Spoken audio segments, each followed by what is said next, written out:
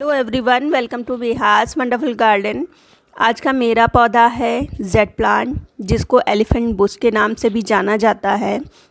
इसको आने वाले समय में कैसे हरा भरा रखना है, प्लांट अगर आपका पीला हो रहा है तो आपको क्या करना है, कौन कौन से ऐसे काम हैं जिनको आपको फरवरी के मंथ में कर लेना है, तभी ये गर्मियों में बहुत अच्छी सी ग्रोथ पे आएगा। साथ ही साथ इनकी पत्तियों में भी ग्रीनपन आएगा, वरना ये मुरझाए से अगर आप इन पे काम नहीं करेंगे तो मुरझाए मुरझाए से लगेंगे, पत्तियों में किसी भी तरह की कोई चमक नहीं होगी। तो कौन कौन से ऐसे काम हैं जो कि आपको इस मंथ में कर लेना है, ये सब कुछ मैं आगे बताऊँगी। तो चलिए वीडियो को स्टार्ट करते हैं। आज है फरवरी की 13 तारीख और टेम्परेचर लगातार बढ़ने लगा है। रात का भी टेम्परेचर बहुत अच्छा हो गया है। अब प्लांट जो परमानेंट प्लांट हैं, जो कि बहुत ही ख़राब कंडीशन में इस समय आ चुके हैं, उस पे काम करना बहुत ही ज़्यादा ज़रूरी है। जब आप इस समय काम कर लेंगे तो लगभग 15-20 दिन के बाद वो अपनी न्यू ग्रोथ करेंगे, और न्यू ग्रोथ जो होगी वो लश ग्रीन आएगी। लेकिन उसके पहले आप जेड प्लांट के बारे में कुछ थोड़ा सा जान लीजिए। इसको कहते हैं जेड प्लांट। ये एक परमानेंट प्लांट है। ऐसा माना जाता है कि ये बहुत लकी प्लांट है, घर में ज़रूर होना चाहिए। अगर आपके पास नहीं है तो आप इस मौसम में नर्सरी से ला सकते हैं। छोटा प्लांट आपको 50 रुपए का मिल जाएगा।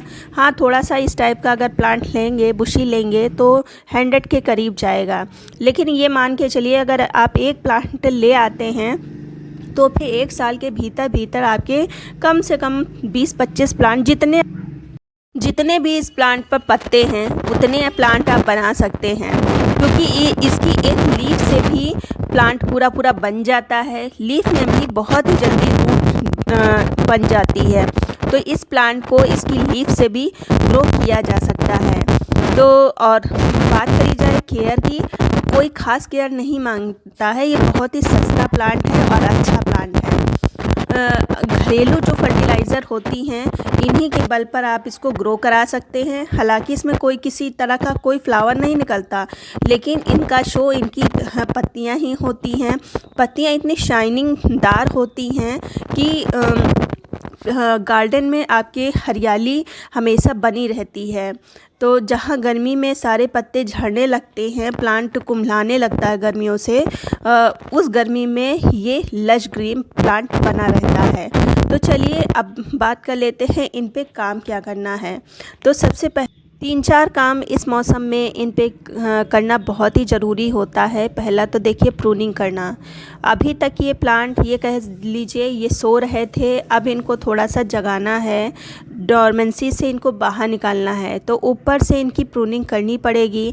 जहाँ से आप प्रूनिंग करेंगे तो एक तरह का हार्मोन होता है, तो जब कट लगता है तो वो एक्टिव हो जाता है, तो नई नई ब्रांचेस निकालना स्टार्ट कर देता है, न्यू ग्रोथ स्टार्ट कर देता है। तो वो करना ज़रूरी है। दूसरा, इनकी रूट प्रूनिंग। एक प्लांट एक ही पॉट में 1-1.5 साल से लगा हुआ है, तो अवश्य ही इसकी रूट बाउंड हो गई होगी। तो रूट को अंदर बढ़ने के लिए स्पेस ही नहीं मिलेगा, जिसके कारण वो न्यूट्रिएंट को ऑब्जर्व नहीं कर पाएगा।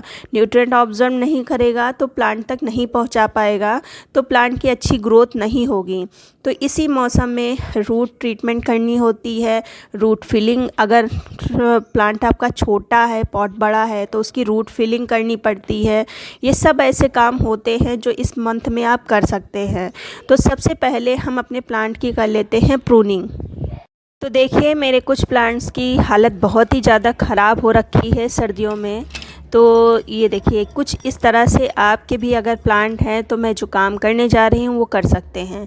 सबसे पहले तो हम इसकी प्रूनिंग कर लेते हैं, और मैं ना हार्ड प्रूनिंग कर रही हूँ ना ही सॉफ्ट प्रूनिंग कर रही हूँ। मैं एक तरफ से अगर बड़ी ब्रांच है तो उसको ज़्यादा कट कर रही हूँ, जो छोटी ब्रांच है उसको सॉफ्ट प्रूनिंग कर रही हूँ। और लेकिन हर ब्रांच की आपको कटिंग करनी है, ऐसा ना हो 1-2 ब्रांच छूट जाए फिर वही लंबी लंबी होती जाएंगी। तो इस तरह से अगर कोई आप शेप देना चाहते हैं तो आप दे सकते हैं। हालांकि अभी पत्ते थोड़े कम हैं तो शेप पता नहीं चलेगा, अभी तो आप इसको ग्रो होने दीजिए।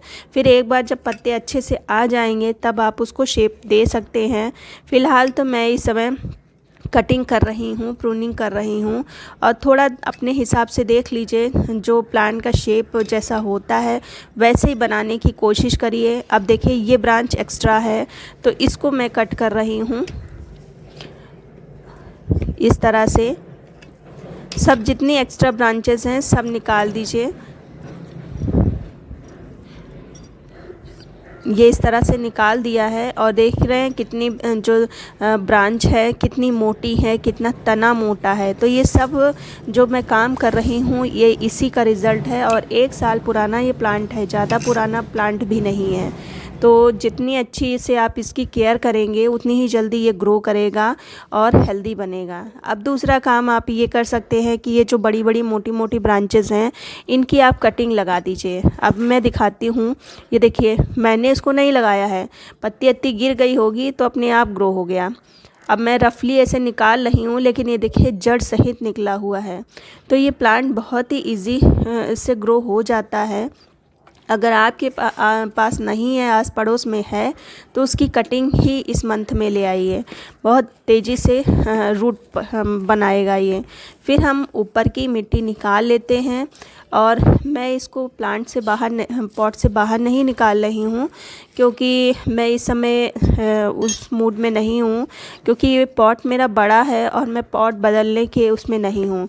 तो इसलिए मैं ऊपर से इसकी मिट्टी निकाल रही हूँ। अगर आपका पॉट बहुत ही छोटा है और पूरा पूरा भर चुका है रूट से, तब आप उसको बाहर निकाल सकते हैं और रूट कट करके फिर से लगा दीजिए।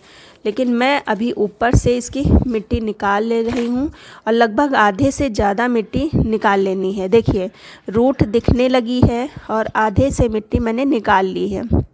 अब हम इस स्टेज पर कुछ फर्टिलाइज़र डालेंगे। तो कम से कम साल भर हो रहा होगा तब से मैंने इस पे कोई ठोस फर्टिलाइज़र नहीं डाली। लिक्विड तो मैं डालती रहती हूँ लेकिन ठोस फर्टिलाइज़र साल में 2 ही बार मैं डालती हूँ। तो 2 मुट्ठी मैंने काऊ डंग कंपोस्ट लिया है। और ये अगर आपके पास नहीं है तो वर्मी कंपोस्ट ले सकते हैं, या जो किचन वेस्ट से जो कंपोस्ट बनता है उसका भी यूज़ कर सकते हैं, उससे भी प्लांट बहुत अच्छे से ग्रो करता है।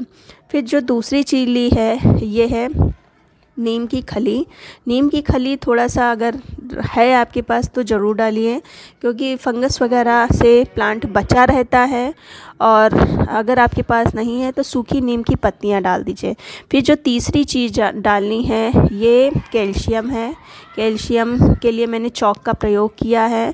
कैल्शियम साल में 1-2 बार तो ज़रूर डालिए, इससे प्लांट का जो स्टेम है वो मजबूत रहता है।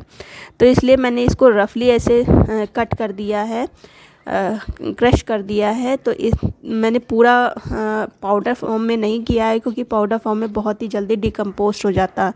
मैंने हल्का हल्का सा इसको क्रश किया है जिससे स्लो रिलीज़ होगा। अब हम ये तीनों चीज़ें डालने के बाद देखिए मैंने कुछ ज़्यादा ख़ास चीज़ें नहीं डाली हैं, जो आम होता है बस यही मैंने डाला है। ऊपर से मिट्टी को कवर कर देंगे इस तरह से। और मैं फिर से कहती हूँ, अगर रूट बहुत ही ज़्यादा बाउंड हो गया है, पॉट आपका छोटा है, तब आप पॉट से भी निकाल सकते हैं और रूट कट करके इसी तरह से लगा सकते हैं। तो इस तरह से मिट्टी को कवर कर देना है और ऊपर से पानी डाल देना है। ये समय है, शाम का टाइम है, लगभग 6 बज रहा होगा। ये जो काम है दोपहर में बिल्कुल भी ना करें क्योंकि इस समय धूप भी तेज़ होने लगी है। या तो बहुत ही सुबह करें, 6-6:30 बजे करें। अगर इतना सुबह आप नहीं कर सकते तो शाम को 6-6:30 बजे करें। और बहुत ही हार्डी प्लांट है, जल्दी इसको कुछ भी नहीं होता, जल्दी ये प्लांट ख़राब नहीं होता। बस इसका आप नेचर समझ लें, इसकी प्रकृति समझ लें, तब आपको ग्रो करने में बहुत ही आसानी होगी।